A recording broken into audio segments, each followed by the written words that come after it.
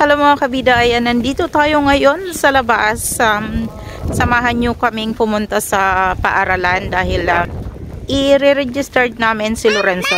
I-re-registered namin si Lorenzo ngayon sa school kasi sa pasukan ng September ay magsisimula na siyang pumasok sa nursery. So kailangan na namin siyang i-rehistro ng mas maaga para makakuha kami ng slot para sa kanya.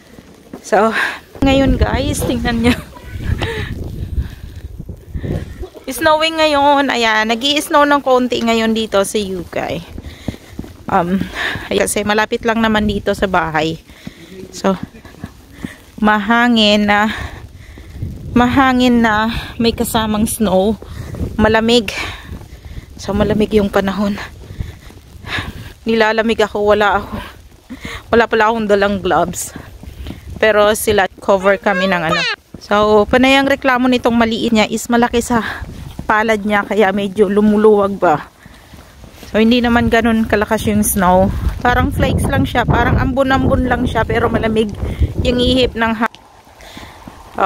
hopefully na makakuha kami ng slot, or hopefully makakuha kami ng bakanting slot para sa kay Lorenzo, para naman na kahit pa paano ma-push namin si Genevieve na sabihin namin sa kanila na nagkaroon siya ng slot para sa sunod na pasukan.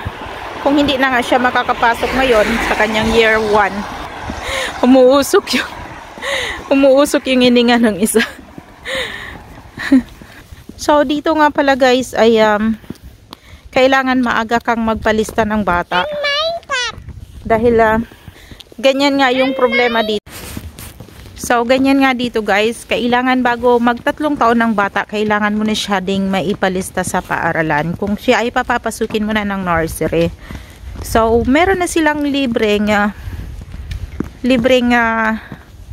nursery kasi kapag hindi, or kapag wala pa sa edad, or kapag wala pang 3 taon, kapag wala pang 3 taon ng bata, hindi pa siya kasama sa libre ng government na binabayaran sa school.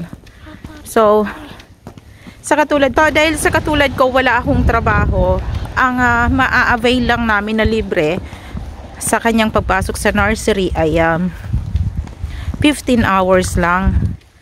So, kung full-time, kung halimbawang magtrabaho ako at may trabaho, parehas kaming full-time na nagtatrabaho ng parents, so merong 30 hours na libre. Yan ay sa nursery. So pagdating naman ng reception, talagang 4 na taon.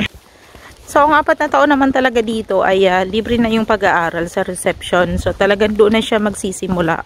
Tapos ang sunod na noon ay year 1 pag 5 taon. So year 1 sa atin ay grade 1. So bata pa din, malili yung mga bata kapag sila'y pumapasok. Ang iba dito, kapapanganak lang, iniiwanan na nila sa nursery o meron na silang mga childcare.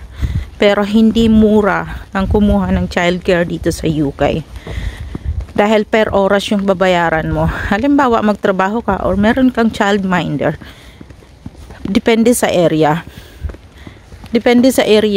Ang iba, 70 pounds ang bayad nila sa maghapon. So, bata lang yun ha. Walang ibang gagawin ang mag-aantay ng anak mo kung hindi mag-alaga lang ng ganon dito. So, kapag kumuha ka na yaya, syempre pag full-time na yaya, depende din sa usapan yon. Kapag ang usapan nyo ay full-time yaya at housekeeper, yun, depende din ang sahod nun. Kung ano yung usapan nyo at per oras yung bayaran dito ng pag-aalaga ng bata. Sabi ditong babysitter lang, halimbawa, aalis kami ng gabi at kumuha kami ng babysitter. Ano lang yun, sasamahan lang